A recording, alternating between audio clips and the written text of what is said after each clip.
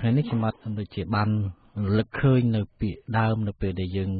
ផ្ដើមការសន្ទនាទាក់ទិននឹងមូលហេតុដែលថាហេតុអីបានជាក្នុងចំណោមមនុស្សកាលណាបើមានបរទេសច្រើនផងហ្នឹងខ្មែរយើងអត់សូវស្ដាប់គ្នាទេតែងាកទៅខាងបរទេសទៅវិញហើយពេលនេះលោកសាស្ត្រាចារ្យមានប្រសាសន៍ថាមានមូលហេតុជាច្រើនប៉ុន្តែមូលហេតុមួយដោយសារយើងមិនបានដឹងមិនបានស្គាល់ប្រវត្តិដំណើរដើមតងរបស់យើងហើយខ្ញុំនៅចាំបានថាចំណុចមួយនោះលោកសាស្ត្រាចារ្យបានមានប្រសាសន៍ថាក្បួនខ្នាតកម្ពីដីកាដែលជាទំនៀមទម្លាប់ប្រពៃណីល្អរបស់ជនជាតិខ្មែរដើមហ្នឹងលោកសាស្ត្រាចារ្យបានរកឃើញច្រើនណាស់ទៅហើយដល់អញ្ចឹងទៅខ្ញុំចង់សួរបញ្ជាក់តើបានរកឃើញខ្លះអញ្ចឹងមែនទេទេដែលខ្លួនឯងហ្នឹង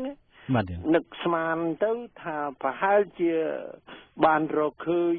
មិនដល់ណាខ្លះទេច្រើនដែរបាទមិនអួតអាងអីទេមិនគាត់ថានេះចំពោះខ្លួនឯងដែលជាអ្នកស្រាវជ្រាវរកនោះ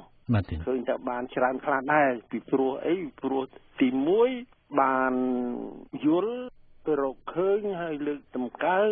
សាសនាខ្មែរដើមយើងនឹងពិតជាសាសនាខ្មែរគឺមិនមែនคล้ายមកពីឥណ្ឌាពីប្រទេសណាផ្សេងទៀតទេដែលខ្មែរយើងរកឃើញយកមកកាន់គោរពតគ្នាយើងមកនឹងឯសាសនាខ្មែរដើមនឹងយើងបាននិយាយឲ្យខ្ញុំបានបញ្ជាក់ថាជាសាសនាជីណាហើយក៏វែងញែកទៅទៀតថាសាសនាជីនឹងមានទីកន្លែងនៅឯណាស្ថិតនៅលើបាតឬគល់មូលដ្ឋានអីខ្លះមានគោលដៅអីខ្លះហ្នឹងហើយកាលណាសាសនាជនជាតិមួយហ្នឹងវារលុបរលាយវាសាប់សូន្យវាបាត់ហើយគេខំបំផ្លិចបំផ្លាញកុំឲ្យស្គាល់ដឹងអីសោះហ្នឹងស្អីក៏កែកន្លែងគ្រប់ទាំងអស់ហ្នឹងទៅហើយស្រាប់ទៅដល់ពេលមួយយើងភ្ញាក់រលឹកនឹកខ្លាចលោកជាតិយើងស្លាប់បាត់ទៅហ្នឹងយើងខំសិក្សាស្រាវជ្រាវទៅរកឃើញថាអូណែសាសនាជនជាតិដើមរបស់យើងនឹងវាមានដែរមិនមែនអត់ទេពីព្រោះធំណាស់គេធ្លាប់និយាយមកថាពីមុនឥណ្ឌាសាសនាចូលមកនឹងជាព្រហ្មញ្ញសាសនាក្តីជាពុទ្ធសាសនាក្តីខ្មែរនឹងគ្មានសាសនាទេជឿតែលើព្រលឹងនិយមបារាំងគេហៅ animism នឹងជឿថាធម្មជាតិទឹកដីភ្លើងខ្យល់ដើមឈើអ្វីទាំងអស់សុទ្ធតែមានជីវិតមានព្រលឹងទាំងអស់ហើយអាចបច្ចៈបតងគ្នាពិសេសមកលើរូបមនុស្សយើងរស់នៅនឹងអាចធ្វើឲ្យមានជំងឺឲ្យជាបានសុខសប្បាយរុងរឿងឬមួយក៏ឲ្យមានទុក្ខសោកវេទនាអីផ្សេងគឺព្រលឹងដែលនៅក្នុងលើលោកយើងនឹងធម្មជាតិនឹងជាមូលហេតុធំមួយនឹងហើយម្ល៉េះគេត្រូវរកគ្រូរកមេមត់រកអ្នកទៀងអ្នកអីហ្នឹងធ្វើជាអ្នកកណ្ដាលនិយាយហៅសូត្របន់កង្វល់ក៏ព្រលឹងនឹងមានរូបរាងជានេះជានោះអីហ្នឹងហើយមែនតើនេះគេថាជំនឿជឿអន់ហ្នឹងវាប្រេះផ្ដាស់វាគ្មានអីជាតម្លៃថ្លៃថ្នូរអីទេវានាំឲ្យទៅជាការបន់ស្រន់ជាការសែនជាការមើលតាមមន្តអាគមអីចឹងទៅវិញហើយវាគ្មានតម្លៃនឹងនាំឲ្យមនុស្សលូតលាស់ផុតពីសភាពសត្វធម្មតាហ្នឹងនៅតែក្នុងធម្មជាតិកប់ក្នុងនឹងទៅហ្នឹងថាគ្មានសាសនាទេហ្មងបាទទាំងលោកសាស្ត្រាចារ្យដោយសារតែលោកសាស្ត្រាចារ្យមានប្រសាសន៍លើចំណុចហ្នឹងហើយខ្ញុំបាទក៏បានផ្ដើមសេចក្តីអំបញ្ញមិញតាក់ទងនឹងការដែលយើងមានបញ្ហាសមាជិកនៅក្នុងសង្គមហ្នឹងមិនសូវមានការជឿគ្នាអីចឹងឥឡូវនេះមុននឹងជូនលោកសាស្ត្រាចារ្យដើម្បីធ្វើសេចក្តីបញ្យល់ជាបន្ថែមទៅទៀតខ្ញុំបាទសូមទស្សនៈលោកសាស្ត្រាចារ្យមុនសិនថាតើយោងទៅតាមរឿងរ៉ាវបញ្ហាដែលសង្គមខ្មែរកំពុងតែមានសប្តាហ៍ថ្ងៃនេះហើយពិនិត្យមើលទៅក្បួនខ្នាតដែលលោកសាស្ត្រាចារ្យបានរកឃើញមកនោះតើក្បួនខ្នាតទាំងអស់ហ្នឹងយកមកប្រើទៅដោះស្រាយបញ្ហាដែលកំពុងមាននឹងបានខ្លះដែរទេធម្មតាគឺបានខ្លះមិនបានខ្លះណាហើយយើងធ្វើម៉េចខំទៅឲ្យបានខ្លះហើយតែខ្លះប៉ុណ្ណឹងក៏វាច្រើនដែរក៏វាសំខាន់ដែរក៏វាអាចជួយឲ្យយើងភ្លឺស្វាងមិនបានយូរក៏មកផ្លែតហើយមុននឹងស្លាប់ទៅក៏ពេញចិត្តថាអូ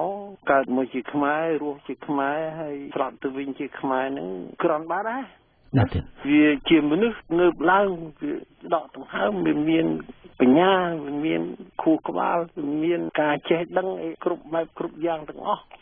ហើយមានជាទម្រង់បាទសម្រាប់កសាងសង្គមសម្រាប់កសាងប្រទេសជាតិមួយនោះឲ្យបានរុងរឿងអីទាំងអស់ដែរគាត់ទៅបើថាមិនអីគាត់តែដឹងថាបើសិនជាយើងយល់ហើយយកមកកាន់ធ្វើឲ្យយើងរឹងប៉ឹងក្នុងចិត្តគំនិតក្នុងកាយវិការអាកប្បកិរិយាទំនាក់ទំនងគ្នាក្នុងសង្គមនឹងរវាងអ្វីដែលជាខ្មែរហើយតាក់ទងចងគ្នាតាមបោះស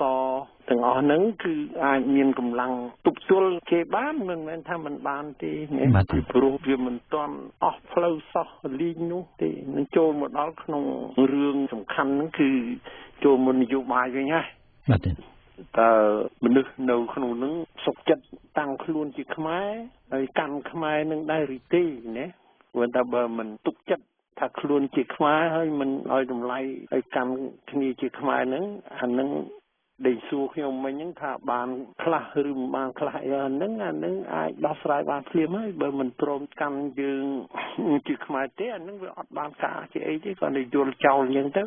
ណាបើសិនតែទេមានអ្នកខ្លះព្រមថាឥឡូវហ្នឹងយើងត្រឡប់មកមើលឃើញថាខ្មែរហ្នឹងមានតម្លៃនិយាយអញ្ចឹងទៅចុះថាវាមិនសាមានបន្តិចទីវាជាមនុស្សជាជុះនៃគេជុះចោលអាប់អោននេះនោះទេគឺមែនតើគឺរឹងប៉ឹងណាគឺមានបញ្ញាដូចថាតាំងពីពាក្យសម្ដី